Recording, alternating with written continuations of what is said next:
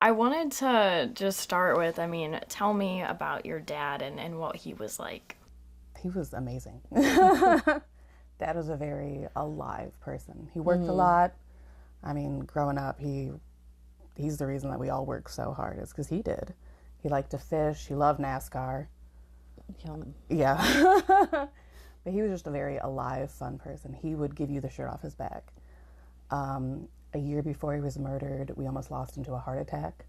Yep. And after that, he would go on walks every day. And if he'd see somebody like struggling out in their yard, he'd stop and help them. Like, he was just a genuinely good human. Yeah, our neighbors remember him. He'd always be the one that walked by and, hello, hello, waving at everybody. He's a good man. How many siblings do you guys have? It's you two and then... Our brother, Ted. We have a brother, yeah. Yeah. And so were you guys all like living with your dad at the time? Me and my brother were at the time. It was me, my daughter, she was 3, and then my brother. We're all staying with my dad at the time because I helped take care of him after he had his heart attack and everything. And how old were you guys? God, it was 16 years ago. So I would have been 22 when it happened. Yeah. 22. You're 4 years older than me, Hannah. I know, You'd yeah, have been 26, 27, yeah. I was in college at the time. Yeah. Yeah. Yeah, going to school. Ted would have been 24. Yep. So were you home when things happened, or what kind of was the situation like that day? Our brother was at home. Yeah, Ted was at home with my daughter, and then my dad was at work at the time before everything happened, and he actually got home early from work that day, so he shouldn't even have been home, Yeah. which is the wild part. Yeah. I had an appointment, and I was driving to Rockford when I got a call from my brother that something had happened and asked me to come home. And I went to, he told me I had to come to the police station. So I went there, picked up my daughter, couldn't talk to him, they wouldn't let him leave, I was just told that my dad was taken in an ambulance to the hospital. Nobody told me what happened. And then when I got to the hospital, a lot of our family was already there. And that's when I found out what had happened. I think I was already there. You were already there, yeah. Yeah, because my brother had called and said that I needed to go to the hospital. Dad was taken there by an ambulance, but he didn't want to say what happened. And then as soon as I arrived, the hospital chaplain is there to like greet you and then puts you in a room. And then you know something's wrong, but you just don't know what it is. And so what did you guys kind of figure out happened that day? Somebody walked up to the house, knocked on the door, my dad answered it. And when he went to say hello, I'm assuming, is when they shot him point blank because there was no entry wound. Because it went into his mouth, landed in his C2 vertebrae and lodged there. He technically died on the scene, but they resuscitated him. My brother said that he went to chase the person down but stopped and came back because he didn't want to leave my daughter and my dad because Maddie was there. She doesn't remember it, thankfully. But they resuscitated him. When I got to the hospital, I was my dad's power of attorney because of his heart attack the year prior. So I had to make the medical decisions for that. He was alive. He was mainly stable. They put a stent in to prevent blood clots till we figured out what was going on. But we knew pretty quickly that he wasn't going to get any better. He was going to, if he was alive, stayed alive, he would have had machines living for him. He would have been like a living mummy. Yeah, he was paralyzed. He could make noises with he could move his mouth, but he couldn't breathe on his own. He couldn't do anything on his own. So he was fully alive and aware, but that's not a way to live. We communicated via him blinking. Yeah. It had to be yes or no questions. Yeah, he didn't know who it was that did it to him. And after a weekend, he was ready to go. So we spoke to an ethics committee on Monday the 15th, and we chose to take him off of life support because that's what he wanted. My dad had made it very clear that he would never want to live like that because that's not living, and he was a very alive person. Very active, yeah. Did your brother get a good look at the person? Not really. He got a decent look, but the sketch artist that they brought in my opinion, was a joke. I don't know if you've ever looked up the image. It's Oh, I should it have looks brought like the something my kid would draw. It was a cartoon image, honestly. Yeah, he had a like a some kind of like windbreaker puffer jacket thing Yeah, he on wore and a a hat. hat. Mm, The only suspect they ever had took his own life, yeah. which for me, that says a lot, but I'll never know. Mm-hmm. The Byron Police Department trashed our house doing evidence, and I strongly feel that they failed us. The Ogle County Police Department got involved, and we had like a detective, but he really, after just less than a year, we really lost all communication with them, and we never heard anything else. I haven't heard from them in years. None of us have. I think it was like, what, 6 months after it happened that they finally drug the river, Yeah, looking to see if because that's they when could find a weapon, because something had come in that they saw somebody throwing something over the bridge, and Yep, and after that happened is when their yeah. suspect, took his life. Did any of your neighbors ever say like they saw anything? No, No, no. which is kind of shocking because like Byron's a small community. Very You nosy. know, yes, and like at that time of day though, you know, kids were in school still, like they were, you know, getting ready to leave school, so like there wasn't a lot of foot traffic or anything in the area. Yeah, and I can't believe that it was premeditated because my dad wouldn't have been home normally at that time. He didn't normally get off work home until like around 4:30. And And he'd been a recovering alcoholic for 20 plus years. Yeah. So my dad didn't drink. He didn't even smoke anymore. Like, he didn't go out. He didn't have enemies. He Yeah. didn't even really have a ton of friends. Yeah. He talked to everybody. But so we have no idea why they chose us. It's almost like the person just walked up to a random house, did it, and walked away. yeah. I know you guys have already talked about just kind of the investigation, but I was just curious, like, I mean, can you kind of walk me through, like, what the years have been like, just kind of starting from the beginning, just with the investigation to where you are now? I mean, when everything happened, I wasn't even there, but they tested me for gunshot residue. They took all of our clothes that we were wearing, me and my brother. And They interviewed like they interviewed all of us. everybody. Yeah. Yeah. Some extended family. Like they talked to a lot of people. Yeah.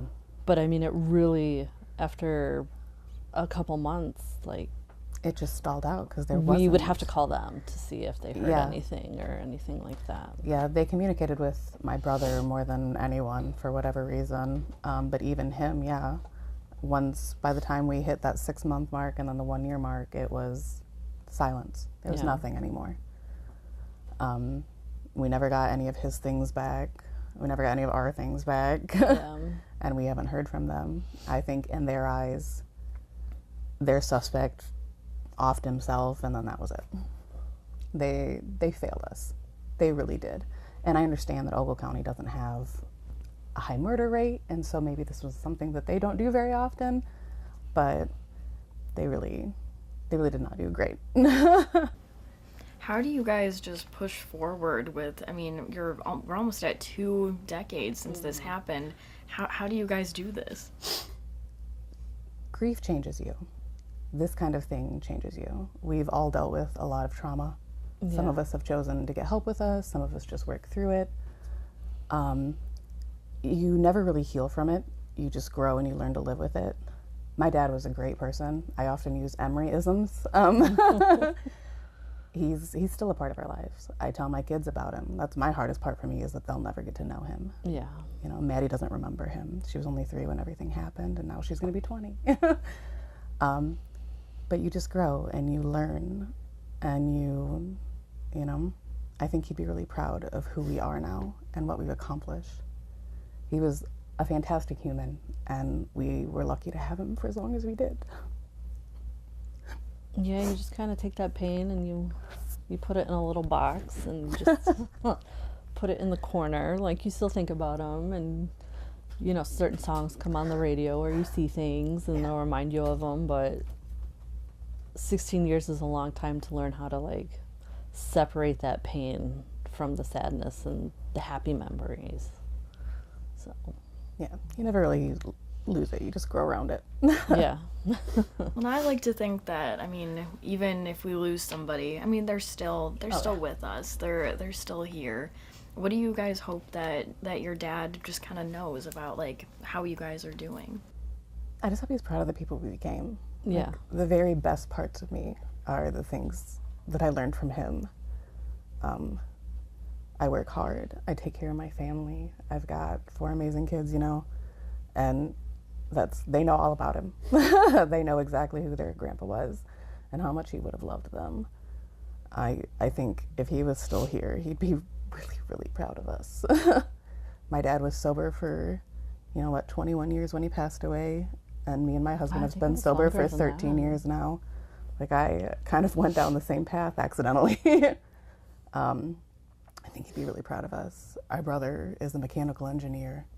You know, he's got a home, he's got a wife, he's got kids. I think he'd be so proud of all of us. Mm-hmm. Yeah, even though I'm the oldest, I took a little longer to grow up, but I like to think he's up there watching and like proud of everything that we've accomplished and continue to accomplish. And, you know, he can see his grandkids from up above. Well, I mean, for you, I mean, like, having the Salvation Army, I mean, just talking about how your dad just so kind and so alive, it seems like you're just kind of following in his footsteps in a way. God, I hope so. I try. Like I said, he was a really good person. He was kind, and he would help everyone, and that's really the way me and my husband, too. We love to help our friends. We love to help others. I love my job. I love doing what I do. It's a fantastic place, and that's really what they strive to do, is help others. So I love getting to be a part of that. It's like so sad and unfortunate that there's so many other families who are going through what you guys are going through. What would you say to other families to help them just keep pushing forward? That their family member is so much more than what happened to them. Yeah. My dad wasn't just a murder victim. He was Emory. He was fun and happy. He loved to fish, and he loved NASCAR, and I hope that everyone that holds on to memories of him holds on to those and doesn't just see him as a victim, because they are so much more than that. Yeah, our loved ones are not just a statistic. No.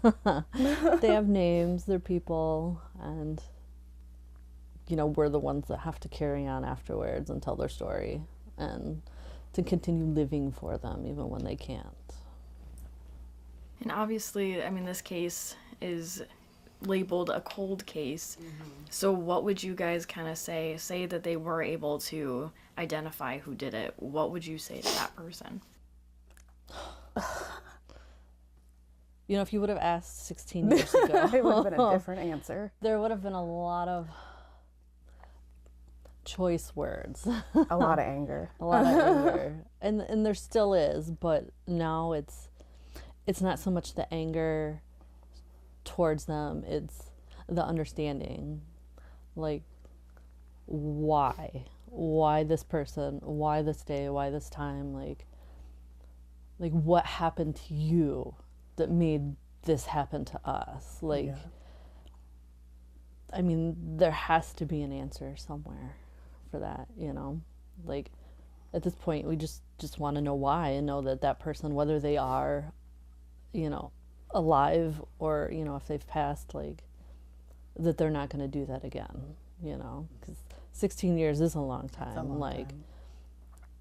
For someone to think that, hey, I got away with this, you know, what's to stop them from ever doing anything ever again? I still hope they lose sleep every day. But at the end of it, after 16 years, I would love to know who did it and love to know why. To have but that full closure. At the same time, I don't lose sleep over it anymore. I would rather remember my dad for who he was than what happened to him. And I let go of a lot of that pain a long time ago because it wasn't worth it anymore. And I've kind of accepted that we might not ever find out what happened to him. Yeah. And I'm okay. You kind of have to be. There's a lot of bad things happening in the world and a lot of people that are losing their lives out there now. And I just hope that all of them get their justice much quicker than we did. Yeah.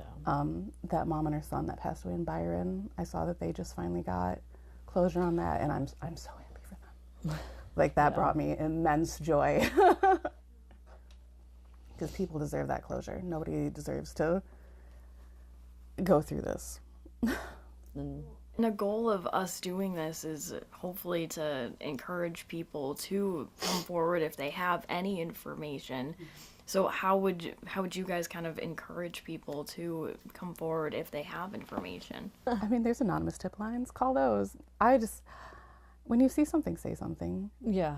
There's, like I said, there's so many bad things that happen, and so many people just choose to turn the other cheek. Yeah. Don't turn the other cheek. You never know whose life you might save, whose family you can bring closure and peace to. Just respect your fellow humans. Yeah. Like, I know it's scary, but you're doing the right thing. It takes a lot of bravery to do that, but you're also helping so many people by choosing to be that voice. Is there anything we haven't talked about that you would like people to know? Not that I can think of. You? That's usually the toughest question. Yeah. I mean, I just love that his name's getting back out there. I love that people will get to remember him again, because his funeral was huge. It's like, it felt like the whole town showed up. And for a small town, that says a lot. That's a lot, yeah. Like, I know a lot of people cared about my dad, and he cared about them. And so I hope that they can find peace in this too. All my family members, and like, it's okay to grow and to change and to still remember him as emo. Well, thank you both so much for doing this. And again, I feel terrible we're Oh, meeting under no. like such sad circumstances, but if It was this can really help. brave of you to reach out and to ask people, because I mean, I'm sure you've gotten some no's, and it's a traumatic thing sometimes to relive these things, but Yeah. it's important, because you never know who you could end up closing a case, and that's amazing. Every time that one gets closed, I follow all kinds of cold case things now. I couldn't for a long time. I avoided even like police shows on TV. But I'm like, every time I get to hear one's closed, I'm like, that's amazing. That brings me hope and joy. And even if my dad's is never solved, like, somebody's was, that's some family that has peace now. That's some family that can move on and love their loved one just for who they were and not what happened to them.